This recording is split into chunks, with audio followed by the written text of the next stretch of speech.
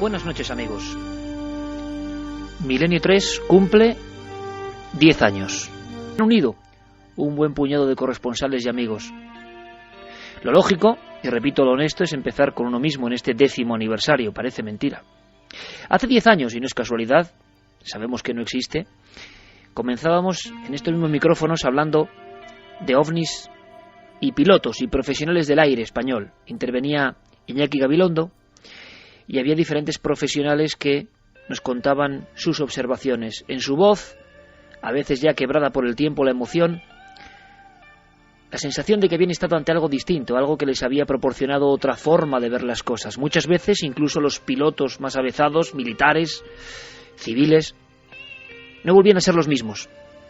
Y a los investigadores la gran pregunta es, ¿a nosotros, a los que seguimos errantes estas luces, qué nos pasa? ¿Qué nos ha pasado? ¿Cómo hemos interpretado el fenómeno? ¿Nos ha cambiado la vida?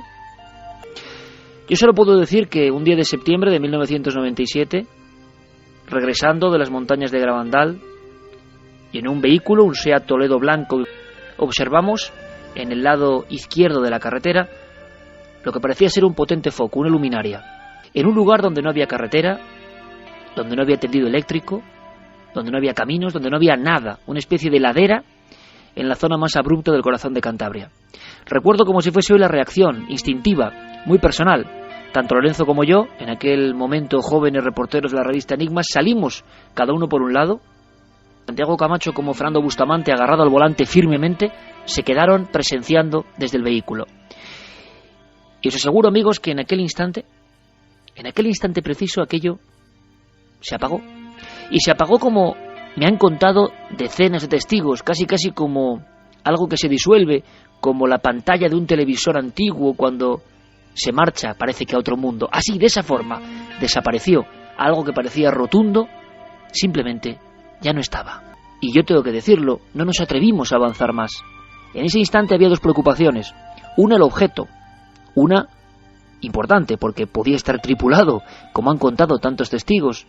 Tantos casos, tantas caras de terror, ya eran unos cuantos centenares de entrevistas en la Faltriquera en aquel momento, en el 97, repasaron mi mente como si fuese una película antigua. ¿Y por qué no iba a sentir yo ese mismo miedo? Pero al mismo tiempo decía, ¿por qué los ovnis tienen que dar miedo? ¿Hay algo negativo en ellos? No lo creo, sinceramente. Allí sufrí todo tipo de impresiones.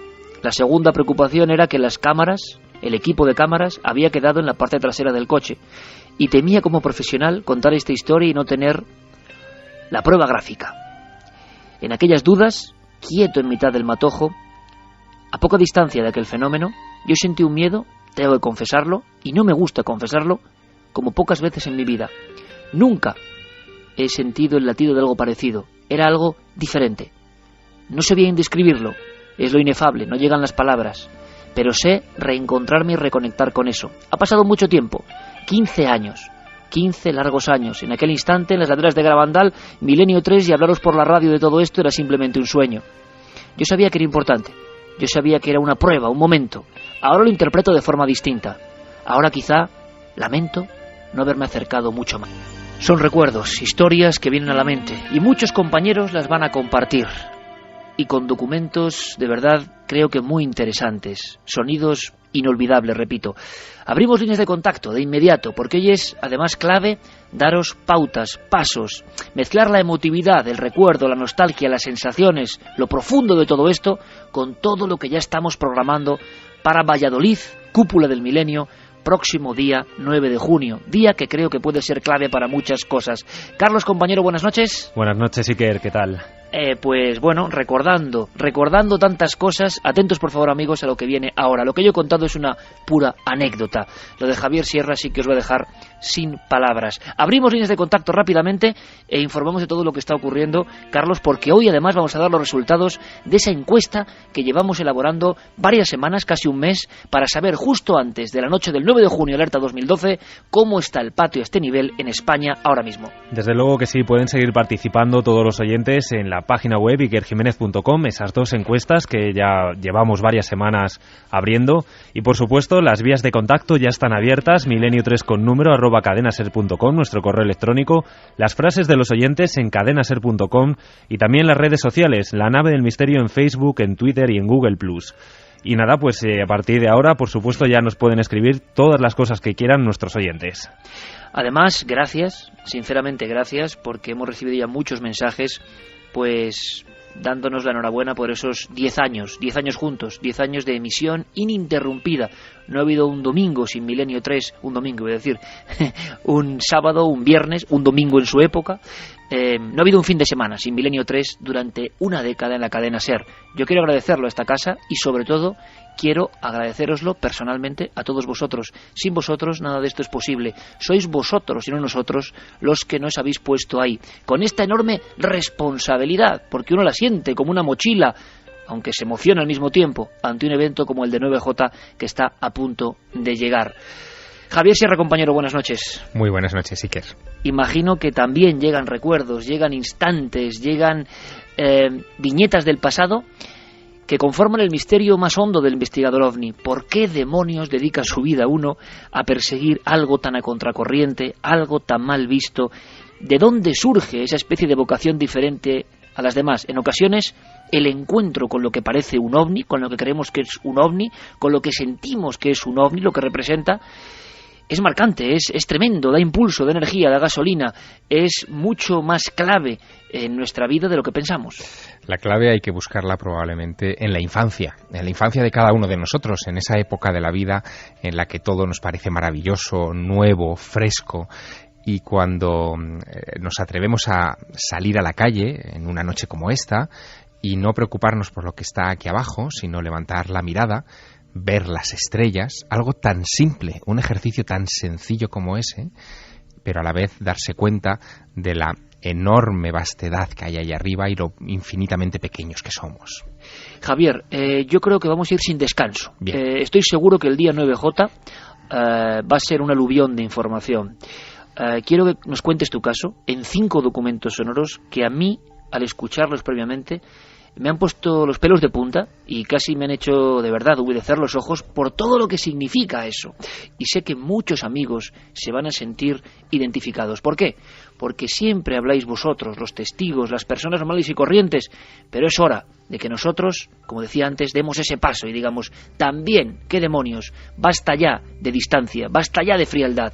También hemos visto eso que es el fenómeno OVNI. También estamos asombrados como vosotros. Quiero saludar de inmediato también, antes de que Javier cuente el caso, al maestro Enrique de Vicente, que tenía que estar esta noche, nada es casualidad, porque quiero que también nos dé su opinión, su opinión siempre tan precisa, tan profunda en ocasiones, pero que lleva un mensaje que creo que va a ser bandera importante en este 2012 9J, en esta alerta OVNI próxima. Maestro Enrique, buenas noches. Muy buenas noches, Iker. ¿Puedes decirme, antes de escuchar los documentos que nos va a poner Javier rápidamente, y te pido algo muy difícil? Luego iremos desarrollando a lo largo del programa sensaciones, emociones, qué hay detrás de todo esto, si algo lo une todo, si estamos siendo víctimas o beneficiados por una especie de juego, pero ¿me puedes, para que todo el mundo casi sienta el latido de todo esto, me puedes decir para ti por qué es importante, Enrique, lo que va a pasar en 7 días con la alerta OVNI? Por muchos motivos, pero mira, no hace falta más que escuchar lo que dicen las noticias, ver lo que hay a nuestro alrededor, la depresión en la que vivimos, el estado de zombificación en el que vivimos, para comprender que esta puede ser una alerta de despertar. Es decir, es como pedirle a la gente, no miréis a la crisis, no os hundáis en el miedo, mirad al cielo. El cielo siempre ha sido, a lo largo de todos los tiempos, un motivo de esperanza. Yo creo que es muy importante esta alerta OVNI porque para muchísima gente va a suponer una tremenda ilusión, va a ser la gran noche que va a quedar para muchos impresionada en la retina de su alma, como si fuera el mejor fin de año o la mejor noche de Reyes. Yo creo que para vivir esta noche con una esperanza, con una ilusión, hay que conectarse con nuestra alma de niños, porque solo desde ese espíritu limpio y abierto de los niños se puede realmente ver el cielo, solo desde ahí.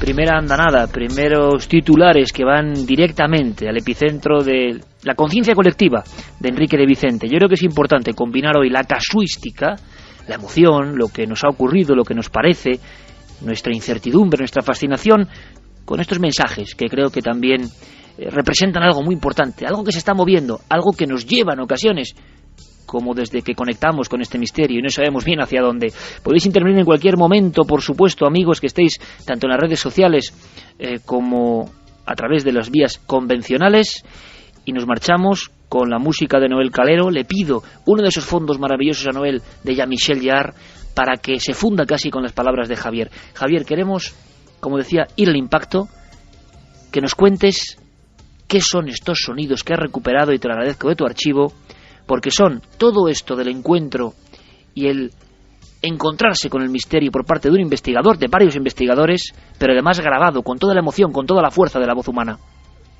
Pues Iker, cuando he abierto mi archivo y he retrocedido en el tiempo 25 años, porque lo que quiero contaros esta noche sucedió hace 25 años, hace 5 lustros, me he preguntado, y llevo todo el día con ello en la cabeza, ¿por qué no he escrito nada sobre esto? En todos estos años, y mira que han sido páginas y páginas las que he redactado sobre el tema OVNI, ¿por qué a fecha de hoy todavía no he escrito una palabra contando pormenorizadamente lo que sucedió aquella noche de verano de hace 25 años? Y la clave yo creo que está en la enorme carga emotiva que todavía subyace detrás de aquella experiencia. Yo tenía, Iker, en aquella época 15 años, todavía no había cumplido los 16, faltaban 2 semanas, un poco más para mi cumpleaños. Era la noche del 23 al 24 de julio de 1987. Aquella semana de julio, la había pasado en la ciudad condal, en Barcelona, entrevistándome con los que entonces eran probablemente los líderes de opinión y de información relacionada con el fenómeno OVNI, con los misterios en general. Recuerdo haber visitado a Antonio Rivera, al patriarca de la ufología, en su casa de San Feliu de Codines, haberme encontrado con otros investigadores, haber visto los archivos de viejas revistas que quería conocer en primera persona. En todos esos lugares, un chico de 15 años, maravillado por el misterio, como muchos de los que nos escuchan ahora, se limitaba a hacer unas cuantas fotografías con una cámara. No eran como las de ahora, es decir, que tenías que cuidar muy bien el número de fotos que hacías porque el presupuesto era muy limitado, y también a grabar. Llevaba una grabadora conmigo, una pequeña grabadora que utilizaba en todo momento para que todo quedase registrado.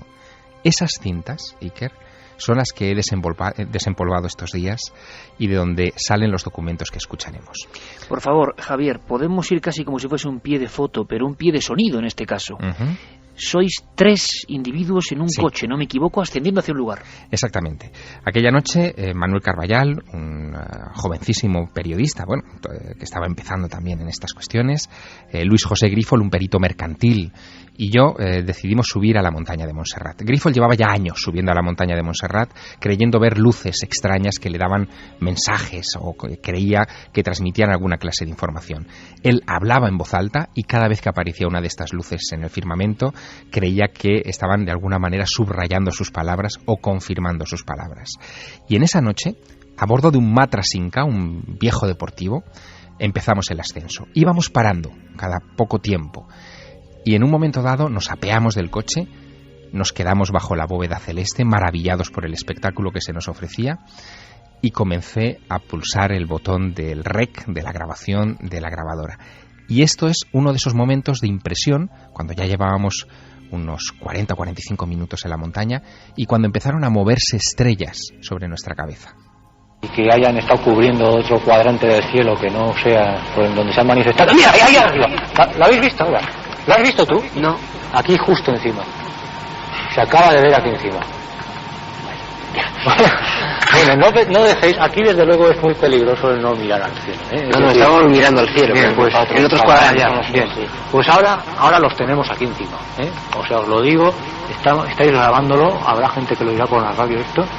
Los tenemos aquí justo encima, se acaba de extinguir la luz de un ovni, que ha sido breve, pero ha sido bastante más lenta de la que hemos visto antes.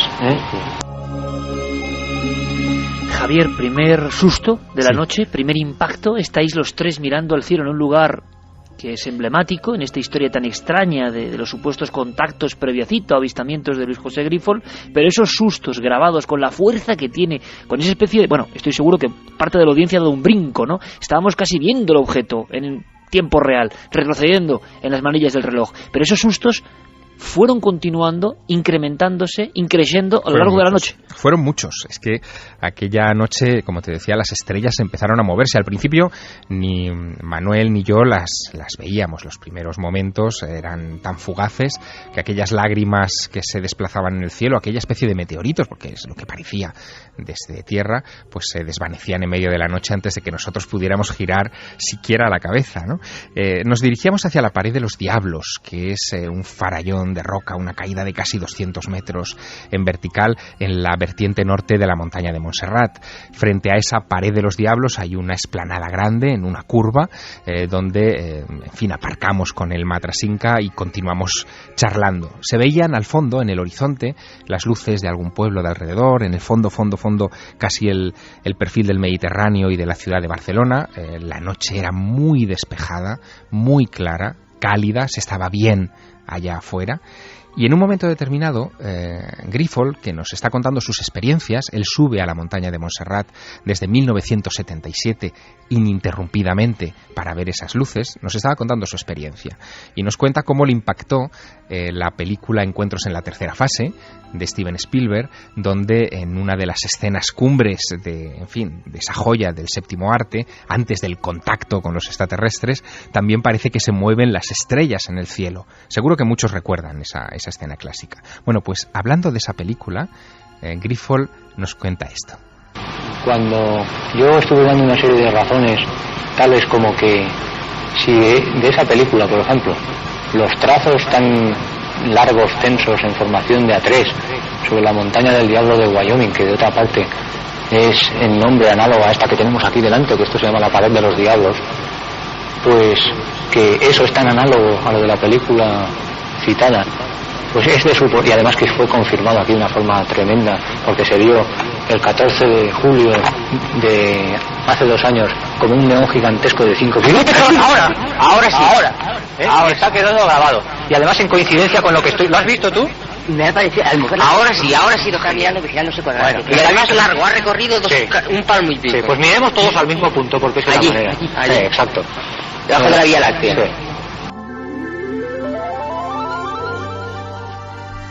Estamos viviendo, Javier, prácticamente en tiempo real, esto es increíble, la secuencia de hechos. Los jovencísimos investigadores, Javier Sierra y Manuel Carballal, Luis José Grífol, señalando cosas que empiezan a producirse una tras otra, y tenemos los sonidos. Me parece increíble. Hay un momento en que algo se destaca, una especie de núcleo es la palabra, ¿no? Sí, hay un momento en el que, se crea una cierta tensión, porque yo recuerdo que Manuel Carballal no había tampoco visto este segundo trazo tan importante y había una cierta actitud escéptica por su parte. Nosotros subíamos, de hecho, los dos bastante escépticos a la montaña. Habíamos pasado por todos los teóricos del fenómeno OVNI de Cataluña y todos nos despachaban un poco con cierto desdén lo que estaba sucediendo. Decían que estaba sucediendo en Montserrat, nadie le daba ningún interés y nosotros íbamos contagiados de ese escepticismo, pero poco a poco, al ver esas lágrimas que empezaban a moverse en el firmamento, ese escepticismo fue desde luego cayendo.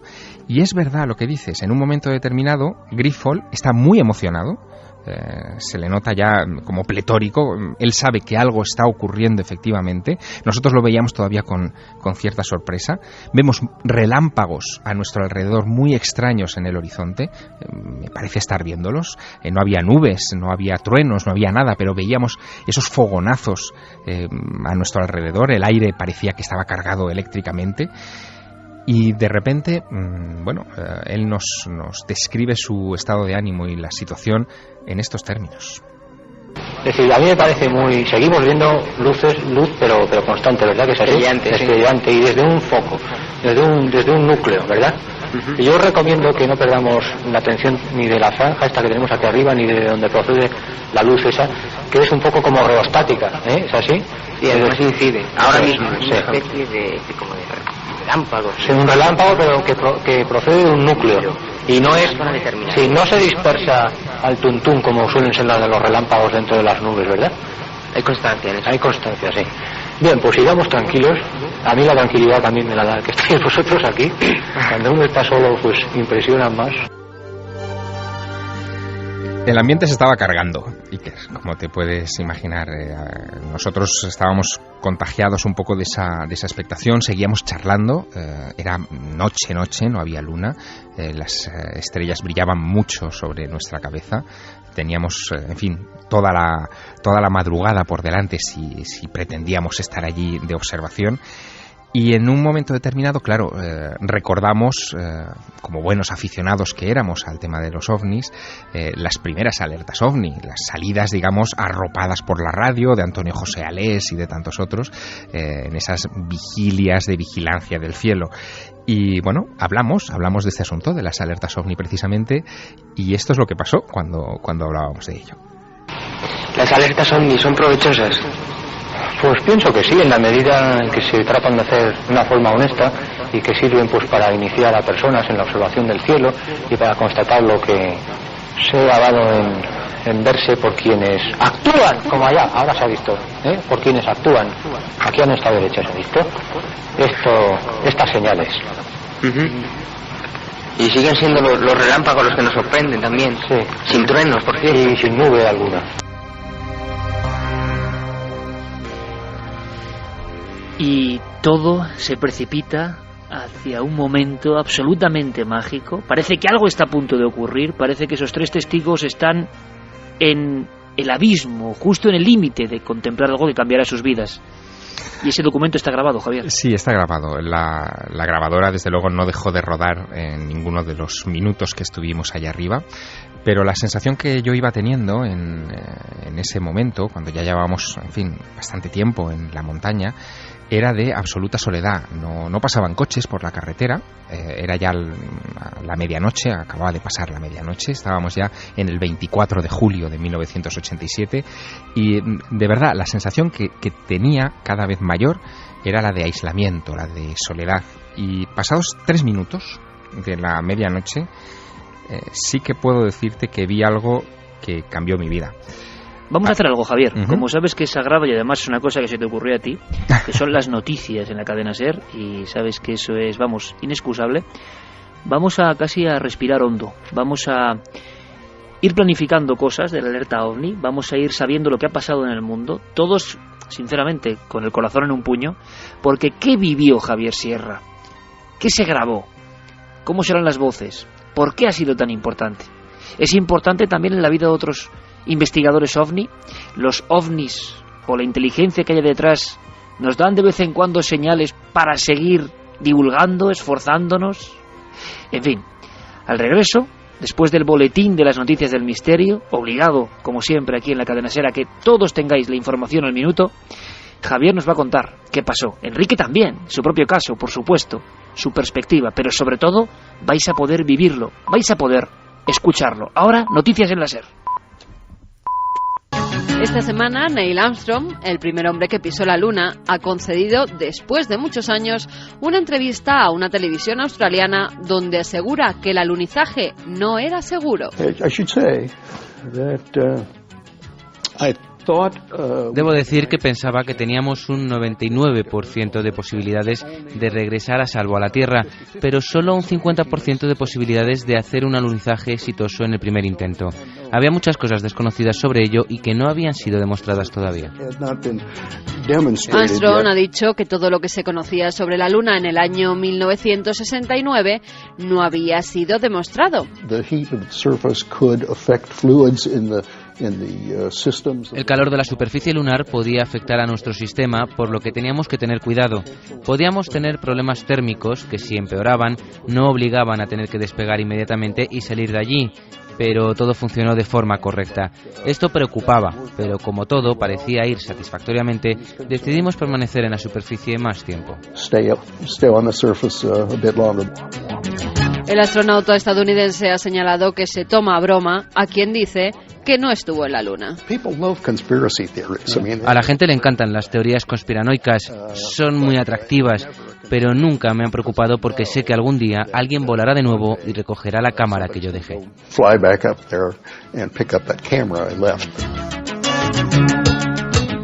Hace 12 años, en el yacimiento arqueológico de San Miquel de Ollerdola, se hallaron en una misma tumba 2 esqueletos infantiles con sus extremidades entrelazadas. Ahora especialistas en antropología forense de la Universidad Autónoma de Barcelona han podido confirmar que estos restos pertenecieron a 2 hermanas gemelas recién nacidas y que datan de mediados del siglo IV a principios del siglo II a.C. Eulalia Subirá, investigadora de la Universidad Autónoma de Barcelona y coautora del estudio, nos habla de él. El proceso que demostraba que se trataba de gemelos ha sido un estudio clásico a ciegas de los individuos hallados en la habitación, que eran 9, y al contrastar estos 2 nos dio la misma información. 2 niñas de 38-40 semanas de gestación que demostraban que se trataba de gemelas. El ritual de enterramiento propio del periodo ibérico es la incineración. Los niños, sin embargo, los enterraban en el pavimento de las casas. Y aquí es de destacar que lo hicieran en una zona de taller, en concreto, donde se teñían las pieles. Según los expertos, pudieron morir en el parto o a consecuencia de un embarazo difícil. Y nos vamos hasta Corea, donde se ha descubierto un niño momificado con los órganos bastante preservados, por lo que se ha podido llevar a cabo un análisis genético, descubriendo que el genoma completo de hepatitis B es el más antiguo del mundo. Los investigadores tratarán ahora, con los análisis adicionales, estudiar la evolución de la hepatitis B crónica y ayudar a entender la propagación del virus, posiblemente desde África a Asia Oriental. El doctor Justo Hernández, experto en virología y profesor de la Universidad de La Laguna, nos habla del descubrimiento. La primera epidemia de hepatitis B data de 1885 y esta momia coreana de un niño pues es del siglo XVI. Es decir, que ya se ve que la hepatitis B, esos virus, ya eran muy antiguos. Además, incluso analizando esas proteínas, se ha visto, según dice Mark Spiegelman de la Universidad Hebrea de Jerusalén, que es el que ha hecho estas investigaciones, pues que puede ser de hace 10.000 años. Ahora miramos al cielo, porque un grupo de investigadores de la NASA ha anunciado que la Vía Láctea y Andrómeda chocarán. Pero que no se asuste nadie, porque el acontecimiento tendrá lugar dentro de 4.000 millones de años. Entonces cambiará para siempre el aspecto del cielo, la historia de nuestro Sol y su sistema de planetas. José Manuel Nieves, director del área de ciencia del periódico ABC, nos explica qué ocurrirá. Hay unos entre 200.000 y 400.000 millones de estrellas en nuestra galaxia, en la Vía Láctea, y cerca de 1 billón de estrellas en Andrómeda. Pero las distancias entre las estrellas harán que se entrecrucen. Algunas tocarán, pero van a ser las menos. Lo que sí va a suceder es que la gran mayoría de las estrellas, tanto de una como de otra, van a recibir patadas gravitatorias que las lleven a otras órbitas y a otros lugares completamente diferentes. Cuando todo esto termine, unos 2.000 millones de años después de haber empezado, es decir, dentro de 6.000 millones de años, habrá una nueva galaxia que será fruto de la fusión de estas dos. La semana que viene nos vemos en Valladolid, en la Alerta OVNI 2012.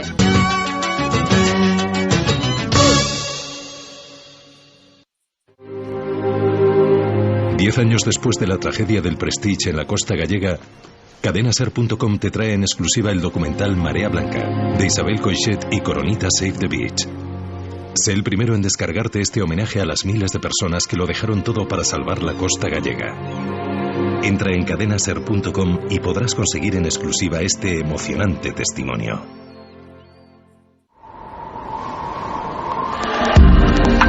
Nunca antes habías estado tan cerca de lo desconocido.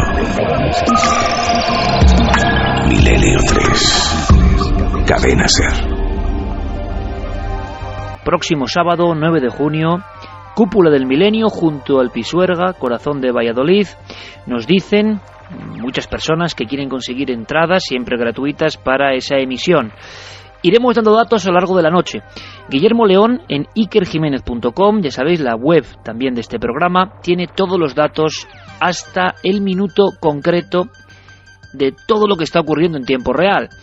Una de las cosas, precisamente, esas entradas que se darán en Valladolid. A lo largo de esta semana podéis poneros en contacto con la cadena SER en Valladolid y ellos son los que darán las entradas. Unas 1.200 plazas. No son muchas sinceramente, pero el lugar merece la pena. Será la central de datos, aunque lo importante es que participéis como vigilantes del cielo y en los grupos donde habrá corresponsales, que lo repasaremos con paciencia dentro de un tiempo, esta misma noche, para que tengáis todos los datos. También en ese dossier, Alerta OVNI 2012, Guillermo León tiene tanto los grupos con corresponsal de Milenio 3 como grupos de vigilantes del cielo, es decir, vosotros, amigos del programa, que vais a estar vigilando en montes, en playas, en veredas, y prácticamente todo el dibujo de nuestro país, de la piel de toro y de las islas, por supuesto, la península y las islas, estarán perfectamente vigiladas por estos centinelas amables del Alerta OVNI del 2012. Pero eso será luego, porque nosotros hemos querido, como decíamos, ir un poco más allá y contar casos de investigadores, casos que han sido a veces auténticos regalos del cielo, aunque se vivieron con intensidad, incluso a veces, yo lo he dicho, con cierto temor. Javier Sierra, antes de las noticias, nos hablaba de esa escena. Luis José Grifo, Manuel Carballal y él en las cuestas de Montserrat, en un lugar clave, en uno de esos lugares de poder a los que volvemos una y otra vez, como volvía el hombre antiguo y no sabemos bien por qué, quizá llamados por ese canto de sirena del misterio que les atraía igual que nos atrae ahora a los investigadores de los ovnis. Ahí estaban los tres, avanzaba la madrugada, pero quedaba algo potentísimo por vivirse y por grabarse, Javier. Algo que no podíamos ni imaginarnos, porque aquella noche, con lo que habíamos visto, con esas luces, esa especie de meteorito surcando pues prácticamente los 4 rincones del firmamento, y en algunos puntos incluso de manera que parecía que Luis José Grifo se anticipaba a su presencia, porque él decía: mirad entre las 2 estrellas superiores del carro, fijaros en la constelación de Perseo, en fin, daba indicaciones, y nosotros veíamos ahí ese tipo de luces o de manifestaciones. Lo que no podíamos imaginarnos es lo que iba a venir a continuación. Yo creo que, y lo sigo pensando 25 años después, yo creo que ni el propio Luis José Grifo tampoco esperaba esa reacción, ese momento. Pero lo que pasó fue, imborrable en la mente, pero ahora que escucho el documento y que he vuelto a escucharlo en estos días, imborrable también en las sensaciones epidérmicas. Se me vuelven a poner los pelos de punta cuando escucho particularmente este fragmento que os voy a regalar, ¿no? Estábamos, como te decía, a pocos minutos de la medianoche. Llevábamos ya un buen rato de pie frente a la pared del Diablo y viendo el firmamento nocturno con la grabadora en mano. Teníamos las cámaras de fotos cerca, pero, en fin, las manifestaciones eran tan fugaces que ni se nos ocurría enarbolarlas para enfocar al firmamento nocturno. Así que, en un momento dado, Manuel Carballal hace una observación en voz alta a todo aquello que estaba pasando. Estábamos comentando si el estado de conciencia, el estado mental de los testigos influía en que aparecieran o no estos objetos, y después de ese comentario sucede algo. Mira, yo creo que lo mejor es que lo escuchemos. Es lo que quería decirte, que eso podría ser una especie de... Vamos a abrir la mente, a imaginar un poco. Que podría ser una especie de... Mira. Abrir la mente. Dios. Dios, ¿qué has aparecido? Esto. Cuando has dicho abrir la mente, esto hay que escribirlo de pe a pa todo, ¿eh? Esto es lo más increíble que he visto en mi vida. Y lo digo ahora en directo. Esto es demasiado. Son las 12:03. Sí, es demasiado. Y lo que acabamos de... Yo no me atrevo a describirlo, desde luego. Esto ya no es lejos. Esto abrir es la de mente. nuestras cabezas. Tengo la piel de gallina. ¿Estáis contentos, no? encima. Y seguimos tranquilos, ¿eh? Y hemos visto una nave. Y siguen los... Es que esto es increíble, esto ha sido totalmente increíble. Esto ha sido totalmente increíble. Se ha iluminado toda la zona. Ay. ¿Os encontráis bien o qué? Yo no, lo que no entiendo es cómo tú puedes venir aquí y soportar eso sin que te dé un paro cardíaco. José Grifol para que me enviara algunas fotografías que había tomado en el ascenso como recuerdo de aquella velada, y él me pidió que hiciera lo mismo porque había llevado ya a revelar su carrete fotográfico correspondiente y el carrete... Cantidad de emociones. Y en la segunda pasada, que es la de ahora, percibid, por favor, los matices, porque son toda una historia. Escuchamos. Es lo que quería decirte, que eso podría ser una especie de... Vamos a abrir la mente, imaginar un poco. Que podría ser una especie de... Mira. Abrir la mente, ¿eh? Dios. Esto ha desaparecido. Esto. Cuando has dicho abrir la mente, esto hay que escribirlo de pe a pa todo, ¿eh? Esto es lo más increíble que he visto en mi vida. Y lo digo ahora en directo. Esto es demasiado. Son las 12:03. Sí. Es demasiado. Y lo que acabamos de... Yo no me atrevo a describirlo, desde luego. Esto ya no es lejos. Esto abrir la de mente. nuestras cabezas. Tengo la piel de gallina. Estáis contentos, ¿no? Esto ha sido encima. Y seguimos tranquilos, ¿eh? Y hemos visto una nave. Y siguen los...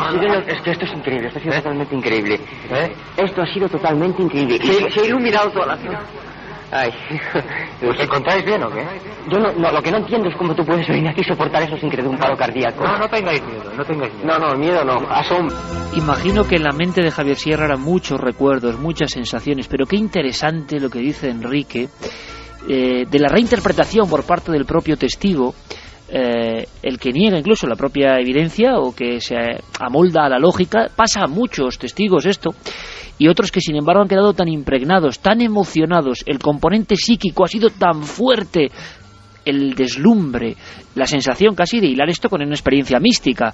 Creo, Enrique, no sé si me equivoco, que hay muchos nexos entre lo que eran las antiguas experiencias místicas de todos los niveles y lo que siente, la emoción que vive, la expansión de esa emoción, la sensación de que uno está delante de algo que quizá no vuelve a ver en su vida y que puede dar sentido a lo que le queda de vida.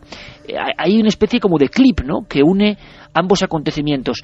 El ser humano en la antigüedad y ahora, por ejemplo en el 87, o los muchos casos que vamos a escuchar esta noche, recientísimos, saben que son experiencias absolutamente trascendentales. Bueno, y además, si me permites, Iker, tú decías la conexión mística. Bueno, en el caso de Montserrat es más que evidente. La Moreneta, la propia Virgen Negra, que hoy articula la religiosidad en torno a la montaña más sagrada de Cataluña, fue descubierta porque unas luces, unas lágrimas en el cielo señalaban la Santa Cova, la cueva donde, en fin, se encontró la imagen que hoy se venera. En 1345, cerca de allí, en Manresa. La llum de Manresa. Exacto, se produce el fenómeno de la misteriosa llum, una luz que viene de Montserrat, que entra en la iglesia del Carmen, que se divide en tres, que se vuelve a agrupar en una sola esfera, que vuelve a salir rumbo a Montserrat y que da pie a la primera acta notarial que se levanta en el mundo para declarar la aparición de una de estas luces extrañas. Y algo más, Javier. O Ignacio de Loyola. Es que de eso iba a hablar. Ignacio se transforma allí. Exacto, él redacta sus ejercicios espirituales en una cueva en Manresa y desde esa cueva ve serpientes, lo dice así, serpientes de luces que, en fin, circundan la montaña. Pero de todo esto... O sea, eso es tremendo, Javier, no. Porque estamos hablando ni más ni menos que el fundador de la compañía religiosa más importante que sigue teniendo en este momento un poder oscurecido en el Vaticano, pero es una de las dos grandes fuerzas que combaten. Pero fíjate, de todo esto, Enrique y Iker, yo de lo que hemos escuchado esta noche, de este documento que, en fin, ha quedado ahí por alguna razón, yo creo que tiene un sentido todo, ha quedado grabado y nos transmite la emoción intacta 25 años más tarde. Yo creo que me quedaría de todo esto con la frase, que yo casi te diría que podría ser el lema del 9J, ¿no? Es abrir la mente. Exactamente. Yo creo que esa es la clave de toda esta historia. Y yo añadiría un segundo subtítulo. Puedes no creer, pero la clave es